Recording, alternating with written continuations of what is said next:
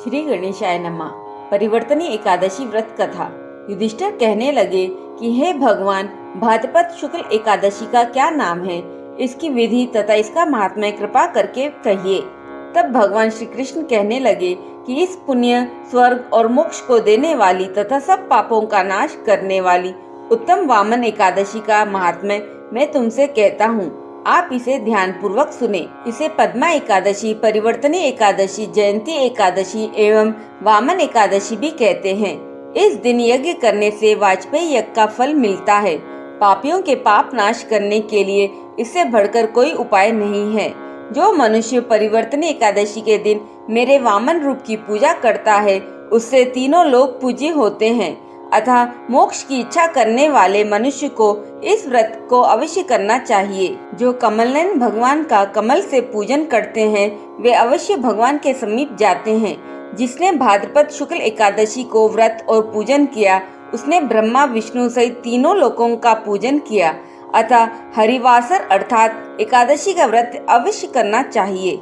इस दिन भगवान करवट लेते हैं, इसलिए इसको परिवर्तनी एकादशी भी कहा जाता है। भगवान के वचन सुनकर युधिष्ठिर बोले कि भगवान, मुझे अति संदेह हो रहा है कि आप किस प्रकार सोते और करवट लेते हैं तथा किस तरह राजा बलि को बांधा और वामन रूप रखकर क्या क्या लीलाएं की। चतुर्मास के व्रत की क्या विधि है तथा आपके शयन करने पर मनुष्य का क्या कर्तव्य है, सो आप मुझसे विस्तार से बताइए। श्री कृष्ण कहने लगे कि हे राजन, अब आप सब पापों को नष्ट करने वाली कथा का श्रवण करें। त्रेता युग में बलि नामक एक दैत्य था। वह मेरा परम भक्त था। विविध प्रकार के वेद सूक्तों से मेरा पूजन किया करता था और नित्य ही ब्राह्मणों का पूजन तथा यज्ञ के आयोजन करता था। लेकिन इंद्र से द्वेष के कारण उसने इंद्रलोक तथा सभी देवताओं को जीत लिया। इस कारण सभी देवता एकत्र होकर सोच विचार कर भगवान के पास गए। बृहस्पति सहित इंद्रादिक देवता प्रभु के निकट जाकर और नतमस्तक होकर वेद मंत्रों द्वारा भगवान विष्णु का पूजन और स्तुति करने लगे।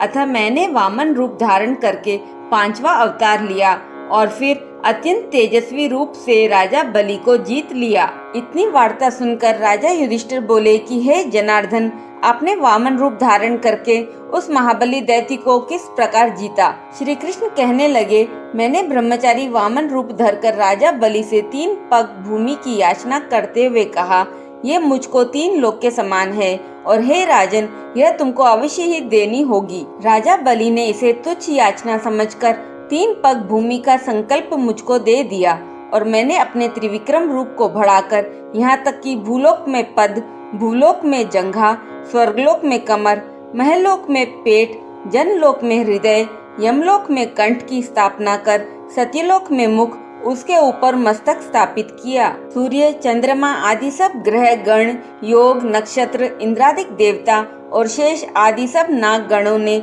विविध प्रकार से वेद सूक्तों से प्रार्थना की। तब मैंने राजा बलि का हाथ पकड़कर कहा कि हे राजन, एक पद से पृथ्वी, दूसरे से स्वर्गलोक पूर्ण हो गए हैं। अब तीसरा पग कहाँ रखूं? तब बलि ने अपना सिर झुका लिया और मैंने अपना पैर उसके मस्तक पर रख दिया, जिससे मेरा वह भक्त पाताल को चला गया। फिर उसकी विनती और नम्रता को देखकर मैंने कहा कि हे बलि, मैं सदैव तुम्हारे निकट ही रहूंगा। विरोचन पुत्र बलि से कहने पर भाद्रपद शुक्ल एकादशी के दिन बलि के आश्रम पर मेरी मूर्ति स्थापित हुई। इसी प्रकार दूसरी क्षीर सागर में शेषनाग के पष्ठ पर हुई। हे राजन, इस एकादशी को भगवान शयन करते हुए करवट लेते हैं, इसलिए तीनों लोकों के स्वामी भगवान विष्णु का उस दिन पूजन करना चाहिए। इस दिन तांबा, चांदी, चावल और दही का दान करना उचित है।